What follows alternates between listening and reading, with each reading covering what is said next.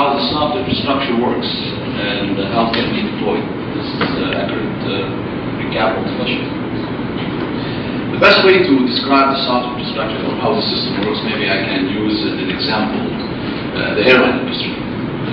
The airline industry today, we have 4 systems, WorldSpan, Amadeus, Galileo, and Sabre, that they are managed the whole logistics of the airline industry. So without feeding your name in one of those systems, you cannot travel. So what we're doing is, we are doing the same thing what happened to the airline industry, to the logistics industry, by deploying 12 systems rather than 4. And those 12 will be spread around the world. 3, we call them those 12 technology gateways. So 3 technology gateways will be from Asia, 3 from MEA, and 3 from Europe, and 3 from Americas. So these gateways would allow the access to the core systems, and this core system will be maintained and enhanced by those 12 top technology gateways. One of the things I was telling that on the table, one of the why it's important, I mentioned the 12 and the core system that collectively get enhanced. Because one of the questions I've been asked at the World Bank is where we have in our delegation, we're there in the World Bank, we have Oracle with us, representative, we have IBM and Accenture, which is a technology company. And the question was, many things could go wrong. So if we're going to depend on the system to move our goods, which is our economy, our foods, and so on. So this is what we call national security. So it's very important that once it's adopted, so we're depending on it. So, and many things could go wrong. So how you can address when things go wrong? So my answer was that we do agree that logistics industry is fragmented, and the technologies that can't do it. The only way to address the fragmentation is technology. And I do agree that many things could go wrong with technology. But what better than have the top 12 brains, technology of the world, sitting collectively and addressing things when it goes wrong. So the soft infrastructure that we are proposing, as you can see, we always tie it up to the core system and also the network who's deploying it, because they must go hand in hand. And the third thing is, also is important, is the cost, the business model.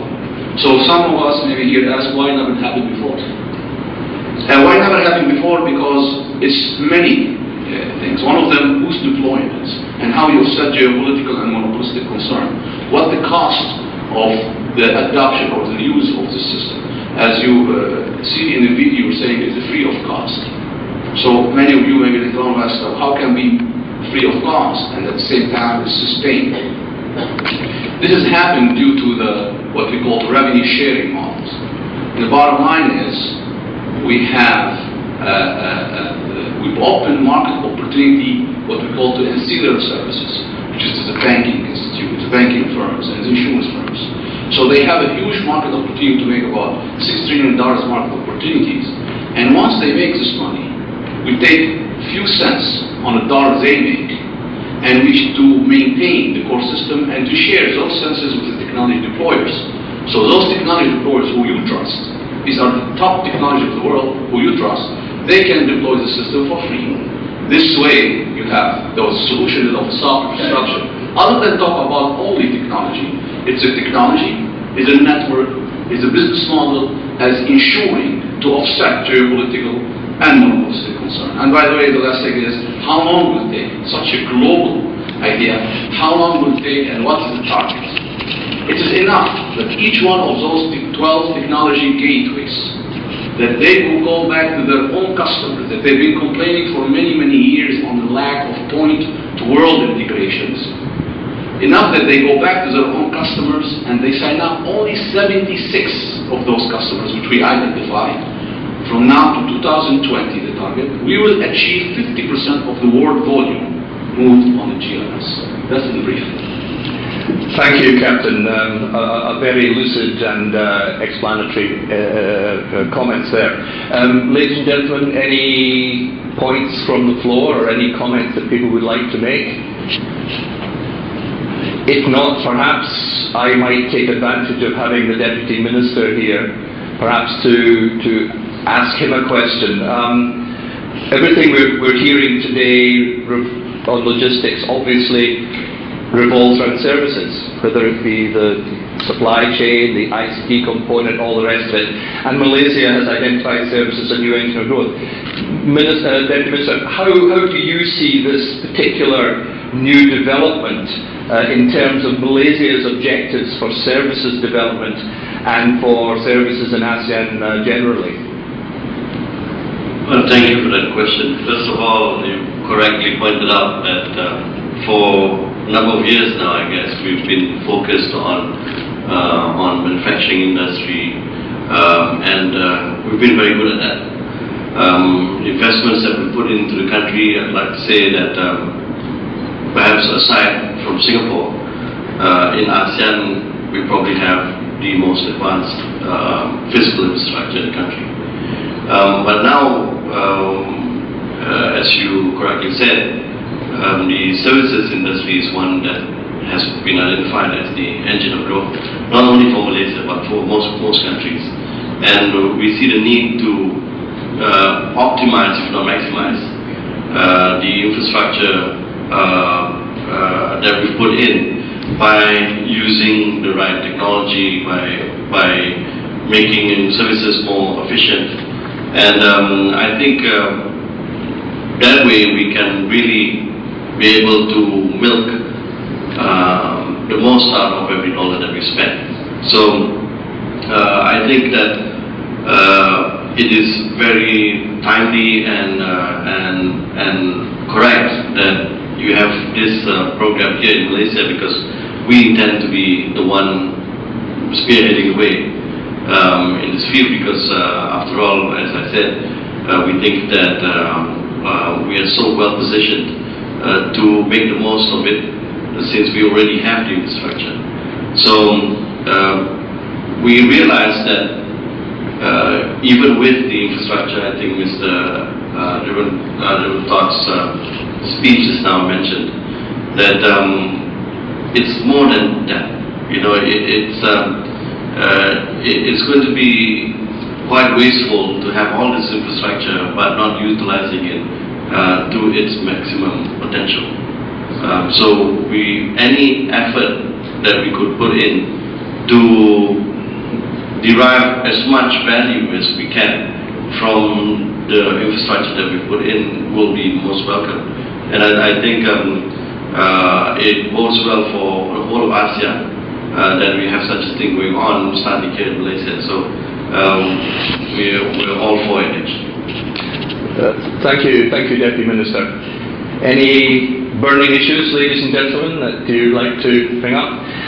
If not, maybe I could, on that same question, pass the baton across to Dr. Syed Al-Jafri. We've heard the Deputy Minister talk about government's interest and how this affects the services development. As a businessman, as president of a major chamber in Malaysia, how do you see this idea of GCEL and the initiative as a driver and a benefit to the business community?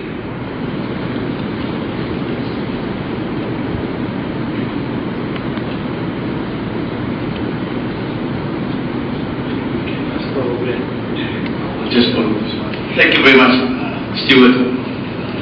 First and foremost, let me thank the organizers for inviting me here today to share my views on what GCEL is doing, especially in the area of what is called digital software infrastructure. Now, if I can answer your question, Stuart, as it relates more to the SMEs, because for the last 30 years I've been very much involved with the SMEs, and I also would like to recognize the president of the SME Association, Mr. Chua Kim, who is sitting here with us, and we work very closely with him. And in my 30 years of exposure with the SMEs, I find that there are a lot of issues that's got to be settled by the SMEs. One of the biggest problems for SMEs is that there's access to market. They are able to do many things, but having access to market is so very difficult. And we would like to search for solutions to this area. And I think when I was introduced to GCEL and the program that they put in particular in the introduction of the digital software infrastructure, I think this is the mode that can actually assist the SMEs in Malaysia in particular to resolve some of these issues that we have been confronted with. Accessibility to market, as I mentioned to you, is a very, very real problem for the SMEs. And here we see in this software infrastructure the ability for such businesses to be able to have direct access into what we call as the remote markets of the world. Now, previously you will not have a direct connectivity in all these areas. You need to go through certain agents, and that might be an issue. It could also result in certain problems and roadblocks that can come in. But with this infrastructure, there is this ability to have direct connectivity with markets in what we call as very, very remote regions. Secondly, it provides real-time data.